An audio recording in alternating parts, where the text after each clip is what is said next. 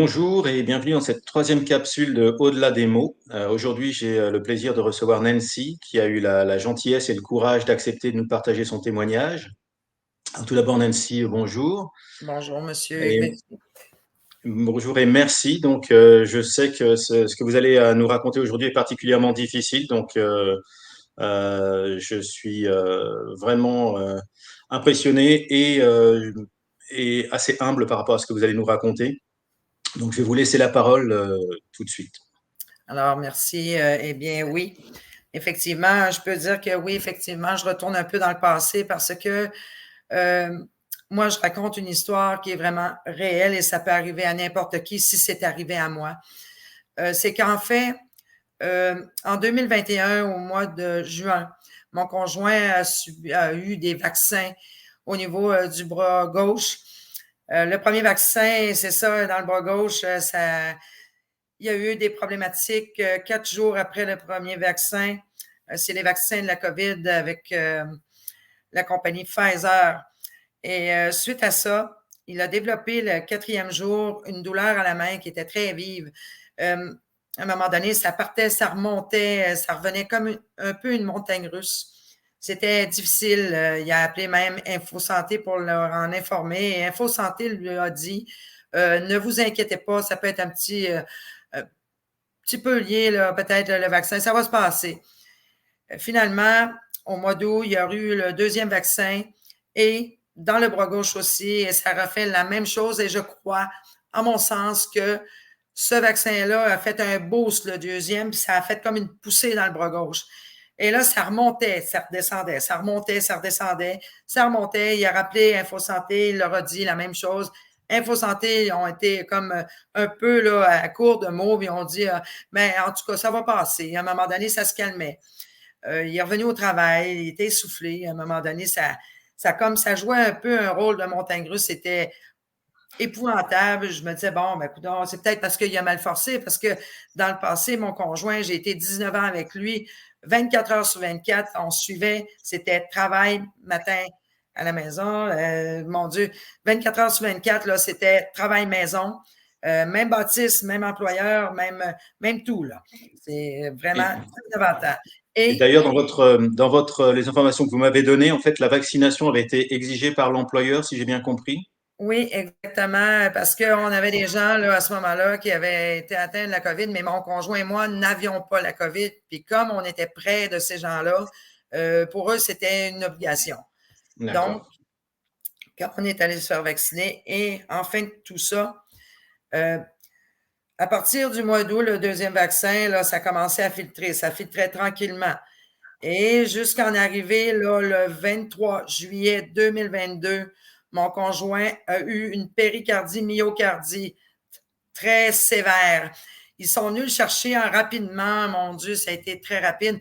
Ils l'ont déplacé, ils lui ont donné même de la nitroglycérine 3 fois avant de sortir, 3 fois dans l'ambulance et 3 fois en arrivant là-bas. Et quand il est arrivé à l'hôpital Laval, il est rentré en imagerie médicale pour voir qu'est-ce qui se passait à l'intérieur de tout ça et ils lui ont posé un tuteur. Quand il est sorti de la salle, il n'y avait plus aucun engourdissement, il n'y avait plus rien. Il est rentré, il a fait 2 semaines là-bas à l'hôpital. Et puis, au bout de 2 semaines, il y a eu un suivi normal. Sauf que mon conjoint, comme je disais, que je précisais, c'est que mon conjoint a jamais eu aucun problème d'antécédent, ni côté héréditaire, ni de problématique là, de suivi cardiaque. Et à 49 ans, il était en parfaite santé avant les vaccins. Sauf que, au moment, le suivi s'est continué avec 6 mois avec le docteur Derry à l'hôpital Laval. Et quand moi, il a été arrêté là, de travailler, il a même été testé là, au niveau de la COVID et il n'y avait rien du tout. 6 mois après, le 13 décembre 2022, je suis arrivée à la maison.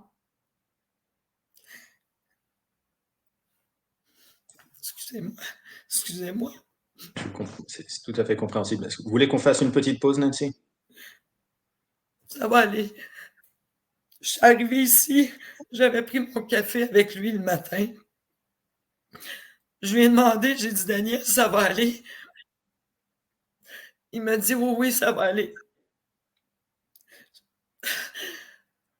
Puis quand je suis partie travailler, je suis revenue, je finissais de travailler, je finissais à 16 heures. On commençait le matin à 7 heures, puis on finit à 16 heures.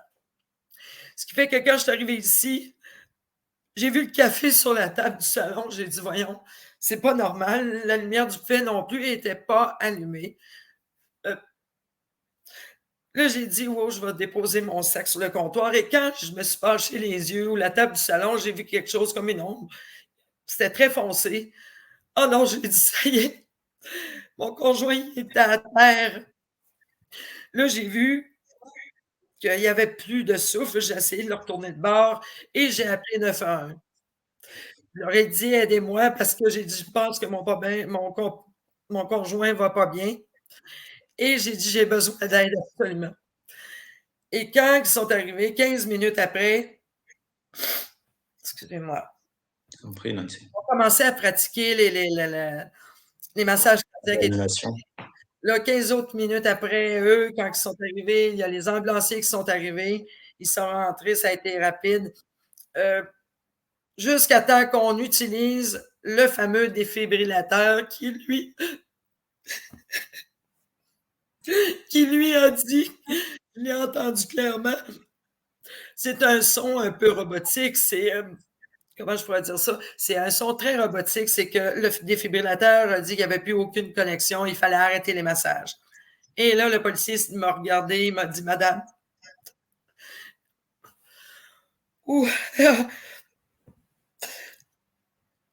c'est ça, il n'y avait plus rien à faire, c'était fini. Moi, j'ai demandé aux ambulanciers, est-ce que vous le déplacez? J'ai dit, est-ce que c'est vous qui allez amener le corps au coroner? Non, il faut que vous appeliez l'épine cloutier. J'ai dit, ah bon? J'ai dit, mon Dieu. Ce qui fait qu'ils ont déplacé mon conjoint du salon à la chambre et avant qu'il arrive le coroner. Ça a pris 3 heures. J'ai eu le temps de le voir changer de couleur. Mon Dieu, c'était effrayant. Et puis, par la suite, moi, dans ma tête, pour moi, c'était anormal de voir mon conjoint dans cet état-là, de le voir dégrader aussi rapidement, parce que mon conjoint, c'était un homme qui était très vaillant, c'était un homme qui était très en forme, il y avait eu l'essoufflement pendant cette chose-là. Et là, à un moment donné, j'ai décidé de garder le dossier parce que j'avais une pause de questions. Je me disais, non, c'est impossible, il faut que j'aille voir plus loin. Et moi, dans mon sens, j'ai demandé des formulaires d'indemnisation pour les indemnisations face aux victimes là, de ces vaccinations-là. Et quand je suis allée voir le docteur Derry, je lui ai demandé de me dire la vérité parce que moi, quand je lisais le dossier, dans le passé, j'ai été préposée aux bénéficiaires et on entend des mots qu'on reconnaît. Moi, j'ai lu le dossier, la partie de dossier que j'avais. J'avais ramassé beaucoup de choses. J'avais même écrit le début de la fin avec mon conjoint là, de tout ça, tout ce charabia-là. J'avais jamais vu mon conjoint malade de sa vie. Que quand j'ai demandé au médecin, au cardiologue, j'ai dit, écoutez, j'aimerais savoir qu'est-ce qui s'est passé. J'ai dit, moi, j'ai apporté des formulaires. J'aimerais bien que, oui, vous remplissiez le formulaire et le signer pour que je puisse envoyer parce que j'ai bien l'impression, parce que les deux mots, dans mon sens, il y avait, oui, la myocardite qui apparaissait, mais là, c'était plus une description pour la péricardite, mais il n'était pas vraiment clairement annoncé. Le médecin m'a dit clairement non, il s'est totalement refusé. Donc, là, je me dis, bon, ben, je vais me réessayer avec le ministère de la Santé, qui, eux, m'ont refusé aussi. Quel argument, excusez-moi Nancy, quel argument le médecin a utilisé pour...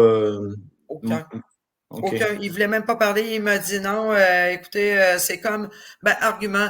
Il m'a dit c'était comme une mort naturelle, là, mais moi, je ne croyais pas ça. Et quand j'ai envoyé le dossier, j'ai quasiment fait rire de moi là, au ministère de la Santé. Puis à ce moment-là, quand ils m'ont retourné le dossier, moi, j'ai décidé d'aller plus loin. J'ai dit, oh, ça va faire. Et à un moment donné, j'ai atterri dans mon ordinateur qui m'a montré quelque chose qui s'appelle le recours collectif au niveau de clg.org. Et j'ai décidé d'envoyer le dossier là parce que j'avais plus de porte de sortie, j'avais plus de médecin de famille. On avait tous les trois, moi, mon fils et mon conjoint, on avait tous les trois le même médecin, mais sauf que lui nous avait tassé par rapport à ce qu'on allait une fois par année pour des vérifications normales. Et il s'avérait que lui prenait les dossiers les plus urgents. Bon, finalement, il a fallu s'inscrire et attendre sur les réseaux, les cliniques réseau pour faire partie d'un monde où ce qu'il fallait attendre un médecin, je n'ai même pas encore de ça. Et ça faisait au moins 10 ans là, que j'attendais. Ouais. Ce qui fait qu'en bout de ligne, à un moment donné, bon, je reçois un téléphone. Moi, je pensais que c'était le médecin qui m'appelait pour moi. Mais je dis, voyons, je connais pas ça, ce médecin-là, c'est bizarre. 2 fois un téléphone dans la même journée. Je décide de mettre le téléphone à côté de moi, mais je décide d'attendre. J'avais une intuition. Ce qui fait que quand j'ai réussi à prendre le téléphone, parce que la personne m'a rappelé, bonjour, Madame Hamel, je me présente moi aussi, mon nom, docteur René Lavigueur de CLG.org. Oh mon Dieu! J'ai dit oui, monsieur. J'ai dit, Seigneur, j'attends d'avoir des réponses depuis longtemps. Il dit, Madame Hamel, il dit, moi, je ne prendrai pas 4 chemins pour vous le dire. Il dit, votre conjoint est bien décédé des vaccins de la COVID. Il dit, tout se lit. Les 2 bras m'ont tombé, le téléphone a tombé à terre, je n'en revenais pas. J'ai dit, docteur Lavigueur, j'ai dit, écoutez, j'ai dit, c'est fou parce que j'ai dit, moi, j'ai consulté son cardiologue, il n'a jamais voulu me dire, il n'a jamais voulu me parler. Il m'a bafoué, je me suis fait bafouer à l'autre bout aussi, pour en arriver à renvoyer ça là, puis à attendre 10 ans après des recours collectifs pour recevoir une indemnisation. Et c'est 10-12 ans, tandis que si le cardiologue avait signé le papier, ça n'aurait pas pris 10 ans, ça aurait été 3 ans, parce que c'est 3 ans d'attente. C'est ça, il y a un programme en fait qui existe, le programme québécois d'indemnisation des victimes de la vaccination. Oui. Mais pour qu'il fonctionne, il faut qu'il y ait des remontées et effectivement, si le dossier n'est pas complété et n'est pas validé, non, c'est ça. le système s'arrête tout de suite. Exactement. Puis c'est ça. Mais c'est ça, ma porte de sortie, c'était vraiment clg.org, vu qu'il y avait un médecin avec eux. C'est ça, les autres m'ont dit que le dossier était très solide et très béton parce qu'il n'y avait aucun antécédent, aucun côté héréditaire, il n'y a jamais eu de problème avec le cœur non plus, parce que quand on regardait l'hérédité et tout ça, ça n'avait aucun lien. Non, ça n'avait aucun lien. Donc, juste pour préciser, excusez-moi Nancy, juste pour préciser, CLG, en fait, c'est une firme d'avocats qui a décidé de prendre en charge les recours au niveau collectif pour les victimes et les familles de victimes de la vaccination. Oui, exactement. Et vous avez mentionné le docteur René Lavigueur. Donc, le docteur Lavigueur est consultant en quelque sorte pour ces dossiers-là. Il va aider en fait les victimes à monter leur dossier, puis à confirmer si effectivement les vaccinations peuvent être prises en considération comme cause. Ben, je crois qu'ils n'auront pas le choix parce qu'écoutez, c'est sûr que c'est pas une mort naturelle, d'autant plus là, que les problématiques se sont reliées. Et moi, quand il m'a expliqué tout ça, là, je n'en revenais pas. J'ai dit, c'est sûr que les vaccinations, ça peut pas être normal d'arriver là, puis de tomber malade comme ça là, subitement là, et de tomber en mortalité. Effectivement, les symptômes sont apparus vraiment suite à la première injection. Oui, très rapidement, ils ont persisté du côté où l'injection avait eu lieu. La seconde fois également. Donc, en tout cas, il y a des faisceaux d'indices qui vont effectivement dans ce sens-là. Est-ce que vous aviez consulté un médecin dans toutes ces non, parce que c'était très difficile au moment de la COVID, et étant donné la situation, on n'avait pas vraiment, comment je pourrais dire, d'inquiétude, lui et moi, parce qu'on se disait, bon, c'est sûr, on travaille dans la ventilation et tout ça, c'est un monde, mais sauf que suite à la crise cardiaque, quand il est rentré, là, c'était la péricardie myocardite. Non, c'est même moi, j'ai que de mots pour l'exprimer, c'est parce que c'est anormal d'arriver suite à des vaccins puis de développer une douleur au bout de 4 jours suite au vaccin. Ça commençait, mais sauf que là, on n'avait pas vraiment d'indices comme tel. Donc, là, on rentre dans des côtés, un petit peu plus techniques et un peu plus complexes, et qui après, oui, il y a des histoires de conviction et des histoires de.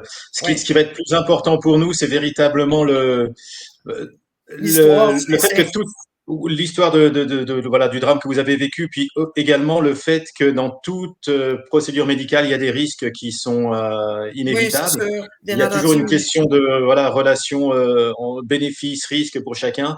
Mais ce qui est particulièrement problématique, je pense, ce qu'on a vécu depuis 2021, c'est effectivement, comme vous disiez, la rapidité de mise en place de certaines choses, une partie d'inconnu, le manque de recul sur certains éléments. Et puis, particulièrement, ce que je vois dans les différents témoignages qu'on a ici, c'est la difficulté pour les personnes qui sont touchées par les effets secondaires de faire remonter les informations. On Oui, voit très souvent que, en fait, les médecins ne constituent pas le dossier pour faire remonter au niveau de Santé Québec, de Santé Canada, oui, ce qui effectivement. fait qu'on ne peut pas évaluer réellement les risques si on n'enregistre pas toutes les informations nécessaires. Donc, un des problèmes majeurs, et puis c'est ce que vous avez vécu là, c'est qu'on vous laisse un petit peu toute seule face à tout ça, sans réponse véritable. Mais le pire dans Euh, tout ça, c'est que moi, en bout de ligne, c'est que, comme j'ai dit au docteur Lavigueur, c'est difficile parce que là, je me retrouve dans une impasse aussi un peu là, au niveau monétaire. J'ai été très serré, c'est les préparatifs. Je me suis retrouvée dans une année là, de déluge. J'ai été arrêtée 3 mois là, après tout après le ça. drame, Là. J'ai ouais. repris après 3 mois le travail. Je me retrouvais pendant une année là, à vivre vraiment un deuil. Là, vraiment, c'était comme un raz de marée. Je pleurais souvent. J'ai eu de la misère à dormir, même les soirs que je dormais peut-être des, des, des, des temps là, où c'était 2 heures ou 3 heures, je me relevais avec des images. J'avais l'impression de voir un carrousel qui passait avec comme une image qui tournait sans cesse et puis je voyais sans cesse des choses. Ouais. Oh non, C'est un c'était terrible. traumatisme, c'est un traumatisme vraiment majeur et très très difficile à traverser. On le comprend bien. Merci encore une fois de prendre sur vous pour nous partager ça parce que je pense que ça vous fait revivre aussi des choses très très difficiles. Mais moi, je peux Euh, dire à tout le monde que euh, si ben, même le docteur René Lavigueur me dit si tu connais les gens, parle-leur parce que pensez-y parce que si c'est arrivé à moi, si c'est arrivé à mon conjoint, ça peut vous arriver aussi. Là. Vous pouvez tomber n'importe quand, ça peut arriver à n'importe qui.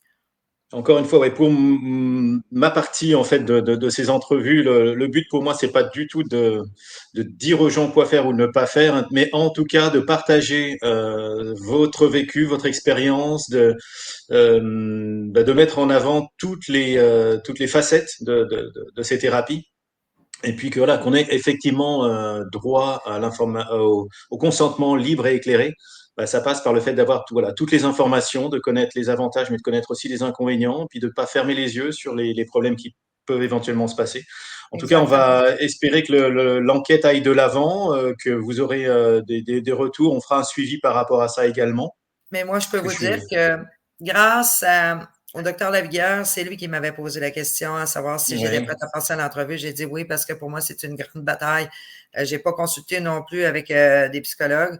J'ai dit, moi, ma bataille à moi, ça va être ça. C'est vraiment de me rendre là, jusqu'au bout. Puis je tomberai pas, je laisserai pas tomber, là, autrement dit, parce que oui, effectivement, euh, je trouve que ça vaut la peine de se battre pour ces choses-là. Définitivement, oui. Merci beaucoup, Nancy. Ça me fait plaisir. Je vais vous souhaiter une bonne fin de journée, une bonne continuation, même si je sais que c'est compliqué. J'espère que vous avez du monde autour de vous pour vous soutenir aussi.